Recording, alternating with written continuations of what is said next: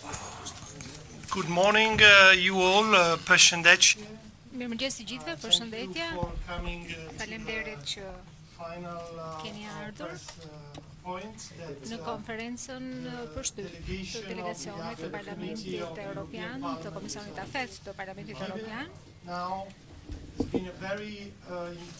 lejoni të them që ka qenë një takim shumë intensiv, ka qenë 2 ditë shumë intensive në fakt të diskutimesh, shkëmbimesh të ndryshme me qeverinë, me opozitën, me institucionet.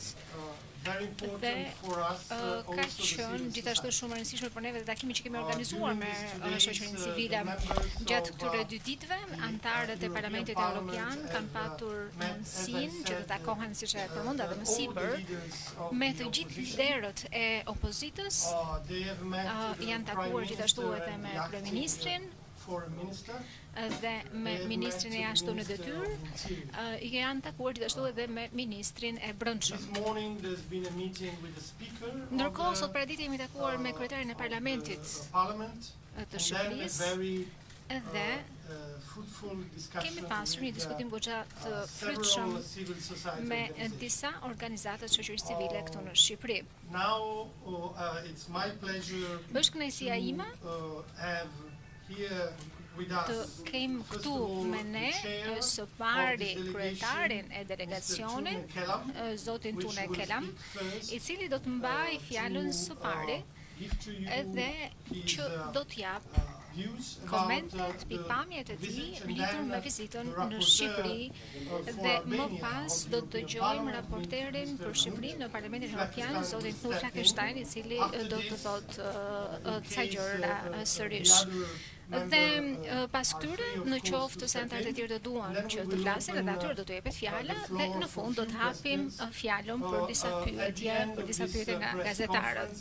Në fund të kësaj konferencë përshtyp, delegacioni do të udhtoj për në Shkup, ku do të vazhdoj diskutimet me Maqedoninë e Veriut në mënyrë që të përfundohet vlerësimi i progresit i bërë nga 2 vendet në këmbështrimin e vendimit të qershorit të komisionit, të këshillit. Kështu që pa vonesa të tjera ja fjalën kryetarit delegacionit. Faleminderit dhe mirëmëngjes. Faleminderit që keni ardhur dhe faleminderit për interesin.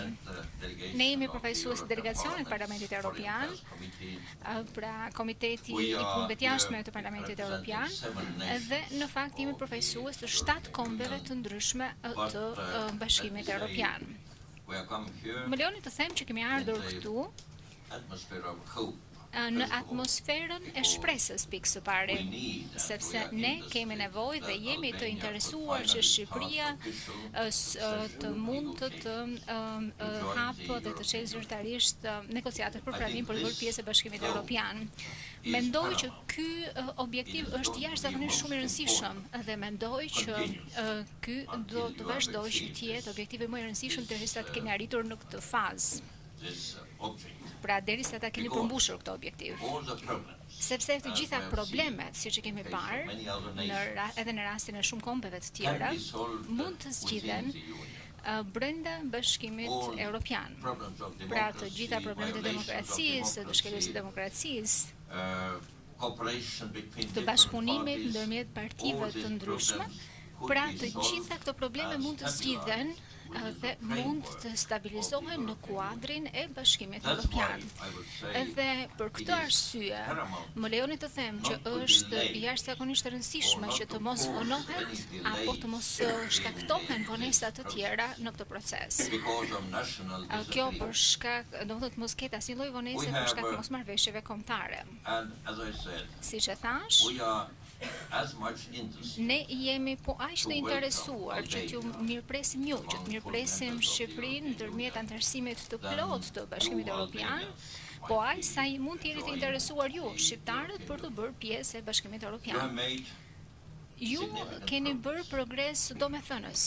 Keni bërë progres në shumë fusha, sigurisht që mbeten ende gjërat për të bërë,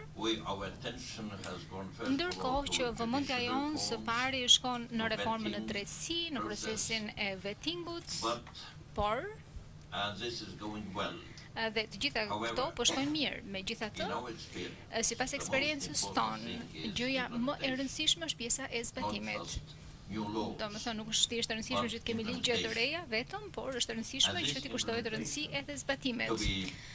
Për këtë zbatim, për të qenë i gatshëm edhe për të qenë të gatshëm ju për të filluar le të themi negociata të përçelur për të filluar negociata për antarësim, dhe ky është një vendim në fund që duhet merret nga Këshilli, por për këtë gjë nevojitet bashkëpunim i brendshëm. Dhe kjo është absolutisht jetike. Sinjali më i keq që mund t'i japë Shqipëria është që ka dasi dramatike dhe strategji të ndryshme politike ose mungesë strategjish politike, të thosha unë, për këtë objektiv. Megjithatë, në të gjitha rastet, edhe në fakt ne dim shumë raste ku kombe më të vogla pra janë bërë pjesë e Bashkimit Europian, janë pranuar nga Bashkimi Europian, megjithatë në të gjitha rastet kërkohet unitet politik, pra konsensusi kombëtar është i rëndësishëm dhe duhet të kaluar dallimet e tasiet partijake. Dhe kjo është ajo çfarë na shqetëson ne më tepër.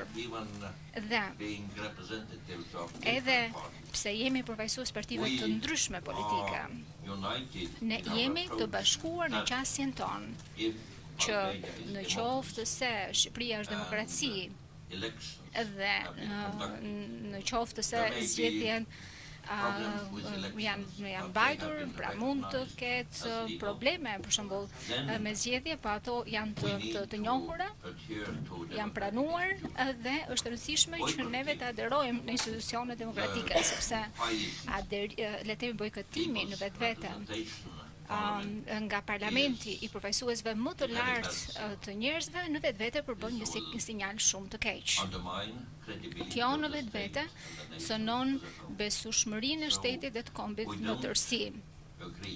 Ne nuk jemi dakord që bojkotimi i parlamentit që do të krijonte probleme për shembull me legjislaturën e re, do të ishte gjëja e drejtë dhe e duhur për t'u bërë. Kështu që u bëjmë thirrje të gjithë partive politike, forcave politike dhe veçanërisht shoqërisë civile që të ndihmojnë, që të ushtrojnë trysni, presion mbi aktorë të ndryshëm në mënyrë që ata të bashkohen me njëri tjetrin. Sepse nuk mund të kesh arsye, nuk mund të gjesh dot një pretendim për të vonuar objektivin më të rëndësishëm kombëtar për shkak të tasive që lidhen me avancimin e interesave partijake ose përpamjeve të ndryshme. Dhe së dyti, le të themi bashkimi i dytë i besueshëm është që demonstrantat, protestat, të cilat kanë ndodhur përpara parlamentit dhe përpara qeverisë,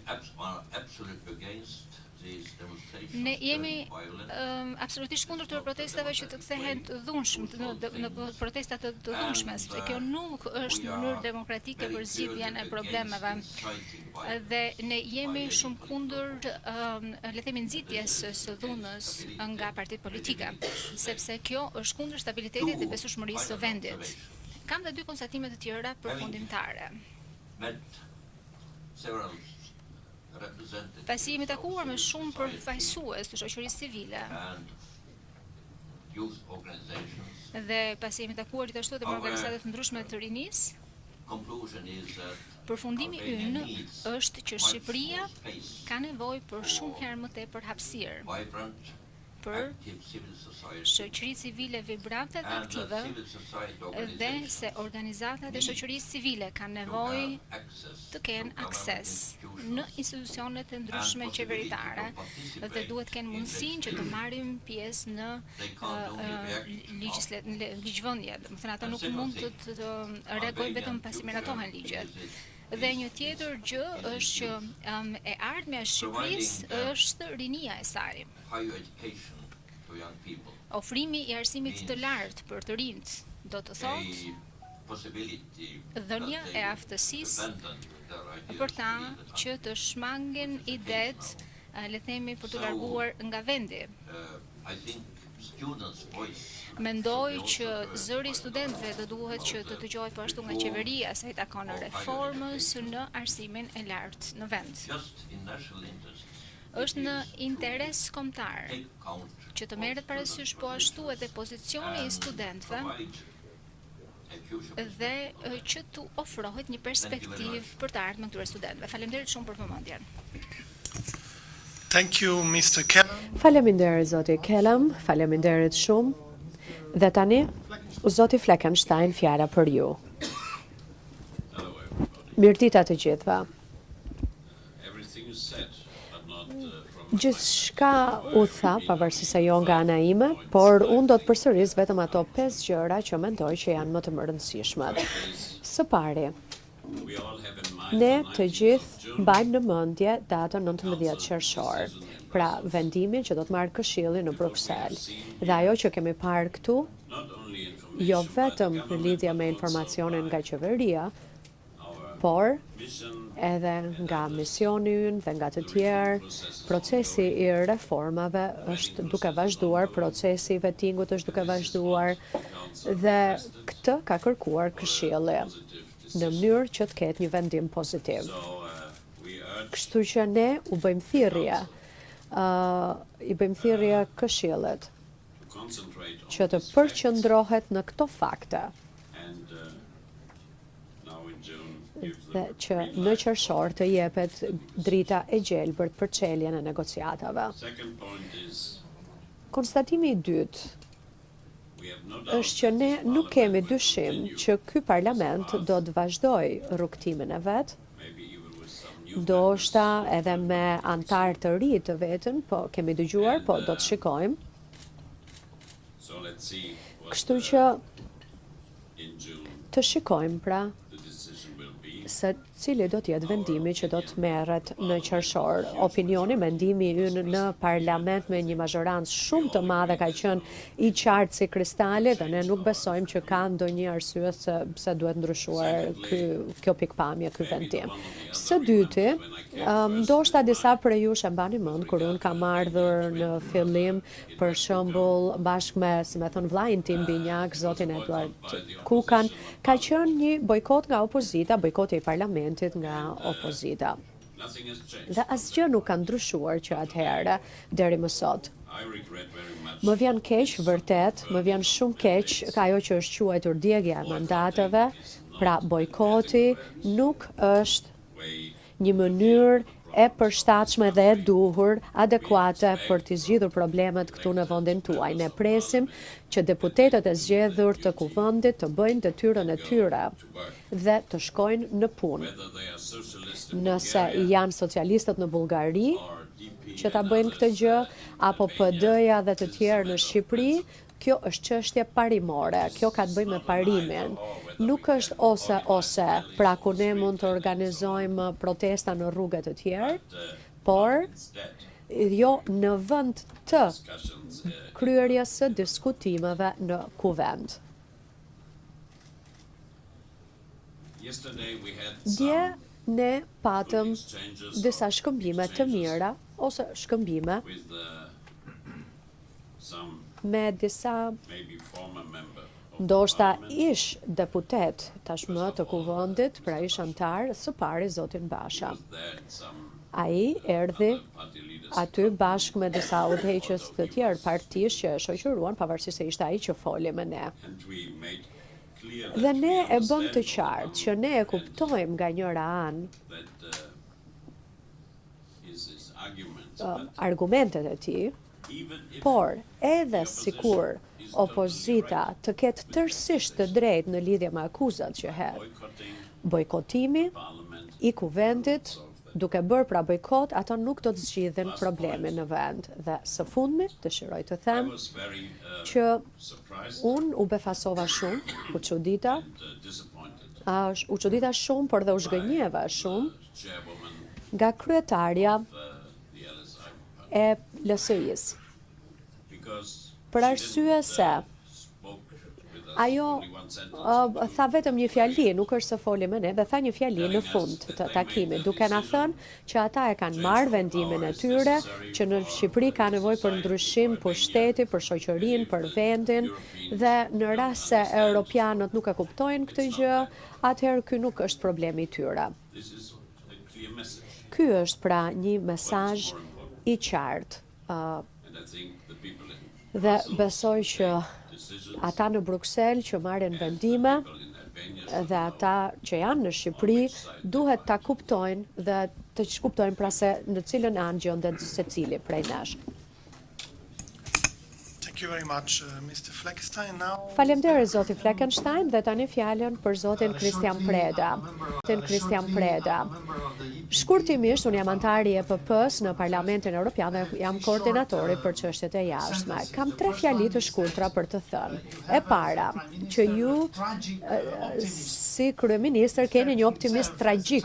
Ai vetë ka shpjeguar dhe ka përshkruar veten si të tillë dhe na ka kërkuar që të çelë negociatat në Shqipërinë.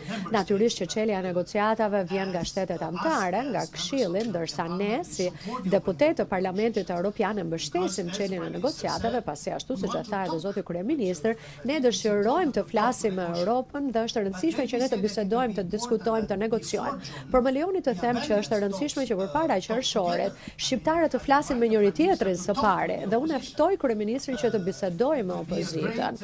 Do të jetë sukses i madh vërtet në rast se përpara takimit të Këshillit në qershor, shqiptarët të bisedojnë me njëri tjetrin, të kryejnë disa biseda së brendshme në vend. Së dyti, ju keni pasur këtu protesta masive që në fakt dolen nga të rinj, dhe është e papranueshme që atyre të bëhet presion ose familjeve të tyre të bëhet presion. Do të kërkoj autoriteteve të vendit që të ndalojnë presionet, të gjitha llojet e presioneve ndaj të rinjve apo familjarëve të tyre. Disa njerëz janë hequr nga puna, ata janë në lista të zeza për arsye të drejtës që ushtruan për të protestuar. Është një rrezik i madh për destabilizimin. E treta, liria e shtypit. Ne kemi diskutuar me gazetarët investigativ dhe kemi dëgjuar që në rast se ne në BE kemi për shembull lajme të rreme që vijnë nga Kremlini, këtu lajmet e rreme vijnë nga qeveria, por edhe nga partitë në opozitë. Liria e shtypit është thelbësore, ju lutem ruajeni, ju lutem respektojeni atë. Ne në Shqipëri, si në çdo vend tjetër në Ballkan dhe në BE, ne duam një liri të vërtet të shtypit. Faleminderit. Thank you, Mr. Preda. Mr. Fleckenstein would like to step in. Faleminderit zoti Preda, zoti Fleckenstein do të marr fjalën. Harrova diçka në fakt. Harrova që të them që ata që organizojnë protesta duhet të kujdesen që protestat të jenë jo të dhunshme. Dhe në fakt nuk është e mundur që të thuhet që në fakt kjo është protesta ime, të njerëzit e mi, është demonstrata ime, por nuk është dhuna që ushtrojon. Kështu që ai i cili e urdhron ushqimin, ai duhet paguaj. Kështu që ata që organizojnë protestat duhet të mbajnë përgjegjësi që dhuna të jetë e kufizuar sa më shumë të jetë e vogël. Megjithatë, e kuptoj se të gjithë njerëzit në këtë vend e dinë këtë gjë dhe do të kujdesen për këtë gjë, sepse kjo në fakt nëse do të ndodhte do të shkatronte shumë. Pra, në qoftë se ne shikojmë për shumë deri nga mesi i qershorit, gjatë gjithë kohës pamje dhune nga rrugët e Tiranës, sigurisht që kjo në vetvete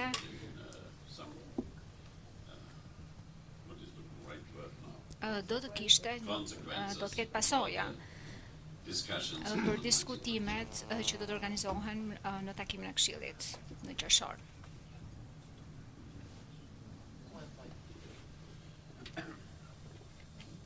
Mr. Belder. Zoti Belder, si ish gazetar, do doja t'ju pyesja, ju si gazetar.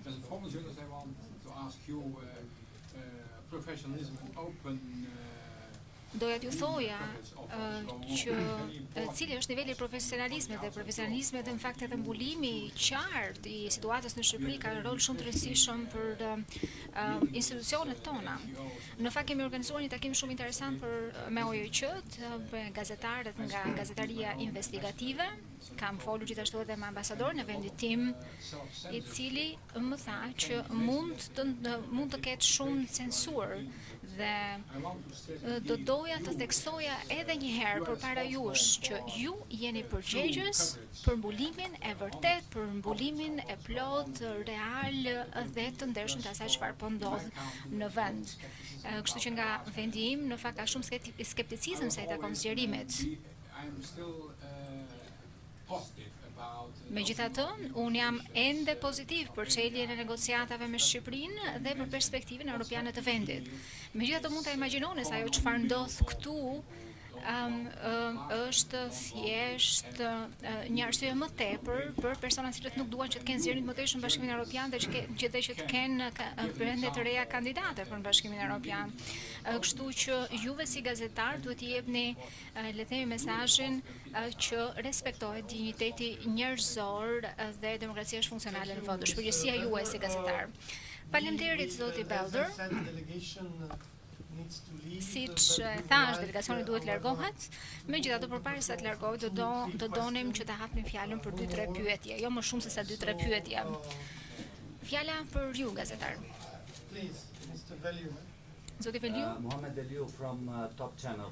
The political criteria is very important for opening a negotiation of accession. The current political situation in Albania does damage this criteria? And Mr. Preda, you said it's very important before June, government opposition to start a dialogue. If they're not going to find the common grounds, is European Parliament ready to mediate this process of dialogue? Thank you very much.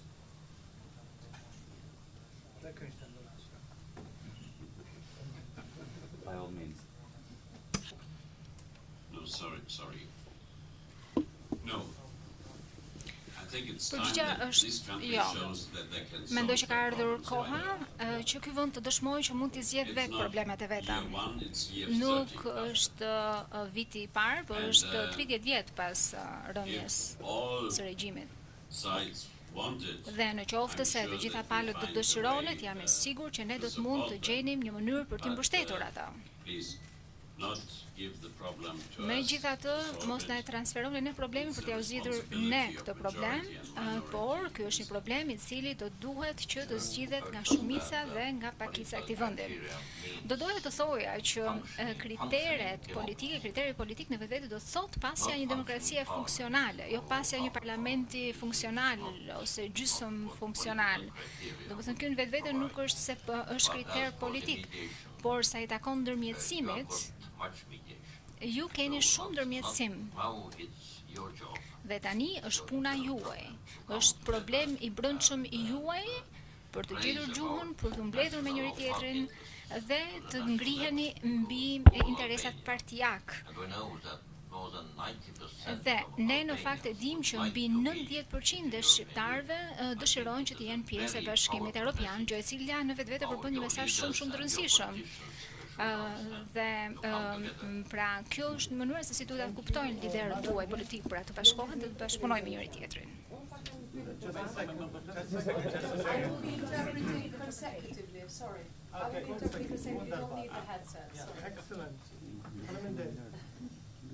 Jo Dizmitro televizionit tan. Kam në fakt një pyetje të përbashkët për zotin Preda, për zotin Kelam, për ju, zoti ambasador dhe Fleckenstein.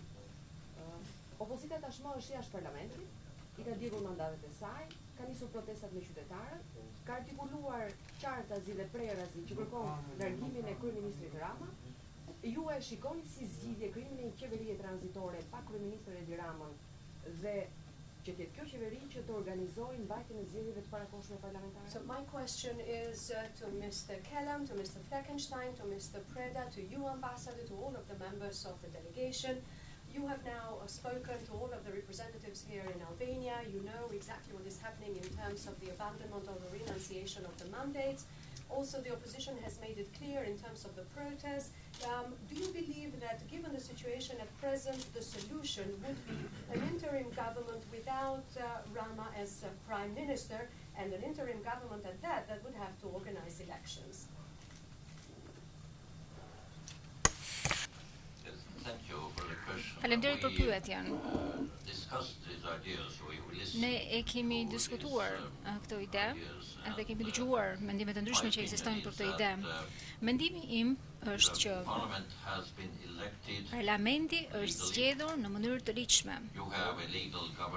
Ju keni një qeveri legjitime, kështu që mendoj që përqendrimi tek ideja e pasjes një qeverie të përkohshme ose kalimtare do të dëmtonte përqendrimin që duhet të keni për të hapjen e negociatave. Mendoj që përgatitja për qershorin do të thotë pajtim dhe unitet kombëtar. Dhe siç e thash, kjo është puna juaj. Në asnjë mënyrë. Do doja të thoja diçka, do të thonë në fakt jam përfaqësuese e EPP-s. Bojkoti për neve është i papranueshëm, abandonimi i mandateve është i papranueshëm për neve. Ne kemi thënë këtë gjë në fakt në momentin kur ishte partia e Ramës ajo që bojkotoi. Dhe e përsërisim këtë qendrim edhe sot. Ne jemi parlamentar, pra kemi përgjegjësitë tona. Un kam qenë këtu si vëzhgues e zgjedhjeve, si edhe kolegu im zoti Mesevic, për zgjedhjet e 2017 se kam fjalën, dhe përfundimet tona ishin që zgjedhjet shkuan mirë.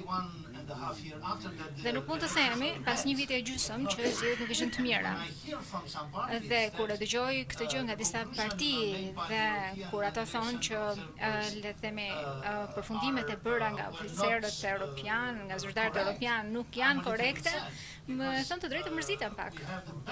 Sepse ne kemi ekspertizën më të mirë, përvojën më të mirë në botë, që respektohet në gjithë botën sa i takon përshkrimit të zgjedhjeve, kështu që për mua është pak në fakt çudi që të dëgjoj politikanë shqiptar që zgjedhjet në 2017 kanë qenë të këqija. Ta dëgjoj sot këtë gjë. Nuk e di çfarë do të thonë kjo. Ju lutem, respektoni rezultatet e zgjedhjeve dhe bëni punën siç thash më sipër. Neve mbështesim idenë për çeljen e negociatave ndërmjet Bashkimit Europian dhe Shqipërisë. Kjo është e rëndësishme, e besojmë fort këtë gjë, pra besojmë që duhet të hapet negociatat, por duhet që të keni negociatat brendshme së pari dhe duhet të keni dialog të brendshëm. Më lejoni të shtoj një koment përderisa pyetet edhe për opinionin tim. Siç e dini, unë jam këtu, i ndjek zhvillimet për ditë, flas me njerëzit këtu. Dhe siç tha kryetari i delegacionit, 93% e shqiptarëve duan që të bëhen anëtar të Bashkimit Europian. Dhe vetë ky duhet të jetë parimi themelor i veprimeve të të gjitha partive të përgjegjshme dhe palëve të përgjegjshme në këtë vend. Loja është e hapur. Ende ka shumë shpresë që të çelë negociatat, siç e dëgjuat në këtë tryezë nga një institucion shumë i rëndësishëm i Bashkimit Europian, pra nga Parlamenti Europian ka ende shumë shpresë për hapjen e negociatave dhe ky vetvete duhet të jetë një parim themelor për të gjithë ato që kanë përgjegjësi në këtë vend. Zoti Kelam ju deklaruat se pas zgjedhjeve 2017 kemi një parlament legjitim të njohur nga të gjithë. Por muajt e fundit kanë dalë disa përgjigje të cilat zyrtare nga prokuroria e shqiptare, të cilat tregojnë për fshirjen e disa zyrtarëve të lartë socialistë në shitblerjen e votës.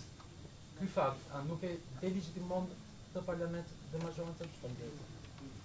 Hello everyone, and I'm from News 24. My question is to you, Mr. Chair, Mr. Kelam. We heard you say that following the elections of 2017, this parliament is a legitimate parliament, a legal parliament following the elections. However, since then, we have had the official intercepts of by the prosecution of various conversations, for instance, which have involved senior SP officials involved in vote buying or selling. Does this not now delegitimize the Albanian parliament? Yes, thank you, but my colleague Preda. Faleminderit për pyetjen. Në fakt, kolegu im Preda dhe kolegët të tjerë të cilët kanë qenë vëzhgues të zgjedhjeve në vitin 2017, thanë që zgjedhjet në vetvete konsiderohen si legjitime dhe se rezultati i parlamenti është legjitim. Unë nuk mendoj që raste të caktuara, të izoluara të blerjes së votave kanë ndikim mbi panoramën më të madhe, panoramën e përgjithshme. Në përjashtim të rasteve kur një gjë e tillë miratohet, aprovohet nga gjykata. Megjithatë, siç janë situatat tani, siç janë gjërat tani, unë mendoj që ne duhet të vazhdojmë me këtë parlament. Zoti kryetari e tha në fakt, edhe unë dua ta theksoj që kjo është një çështje për gjykatat. Kjo nuk është çështje për parlamentin. Të paktën kështu ndodh në vendin tim. The last question before the delegation goes. I have to say that maybe you don't have the right approach of the real situation right now in Albania because you have replied several times the word boycott. But we are not in that case. We are in the case that the members of the parliament from the opposition, they leave their officially their mandate, and we have to speak about this. Can I ask you a question? Because the guy is second question is related with the way how the police reflected to the protest of the opposition. Is the right approach to the opposition? Is the right approach to use the second question is related with the way how the police reflected to the opposition protest. Is the right approach? Please, but very short. Just for change, and also because the gentleman told us not to censor ourselves. For change from the political one, the organization of property owners has written a letter to the delegation just yesterday, and they're complaining that last year they said there was a move started by your predecessor, Mrs. Blautin, to review the whole process and make their claims, make them feel that they would be close to getting back their properties. Now they say a resolution in the European Parliament has reversed this, and they also blame your side in a way for what they see as being shut completely out by the government of a chance to get back their properties in a rightful market society. Thank you.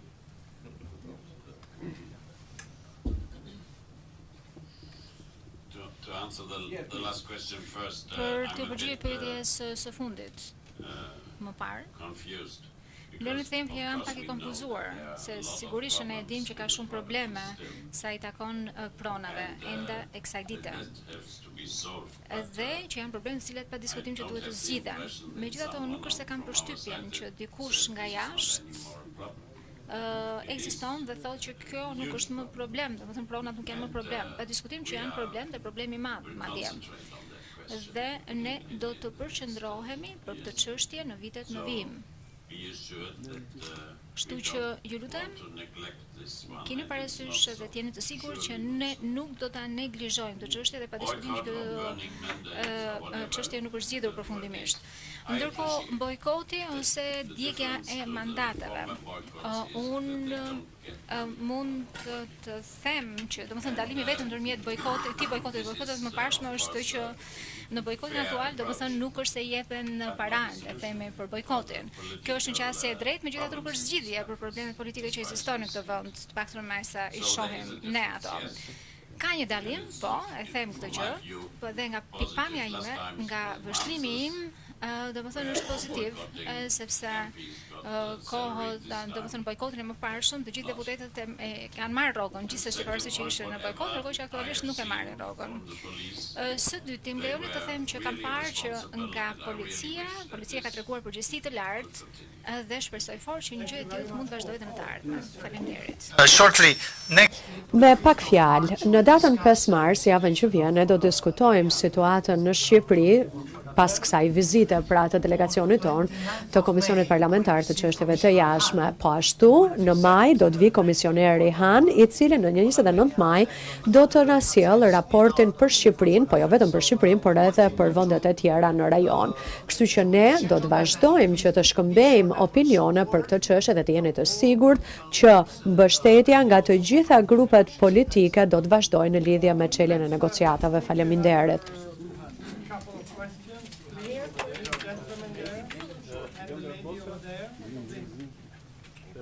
Gazeta Alfons, zënësi Aleanca Kryetare për Drejtësi. Po, gazetar Alfons. Po. Aleanca Plurale Kombëtare për Drejtësi, Partia Parlamentare e Shoqërisë Civile të përndjekur akademik, student dhe protestues për çështjet me ndjeshmëri kombëtare kanë 4 vite që kërkojnë ndryshim të ligjit zgjedhor. Rezoluta parlamentare europiane votuar me 470 eurodeputet nuk u ratifikua në Parlamentin Shqiptar dhe ky kusht penalizon Shqipërinë në hapjen e bisedimeve në antarësimin në Bashkimin Evropian. Cili është qëndrimi juaj për ligjin e kodit zgjedhor? The alliance of the former politically persecuted, the students and a lot of NGOs in Albania has wished for amendments to the electoral code to be happening for a long time now, and the European Parliament resolution, which was adopted by 470 votes in the European Parliament, failed to be adopted by the Albanian Parliament last year. So this in itself penalizes our country. What is your position on this matter?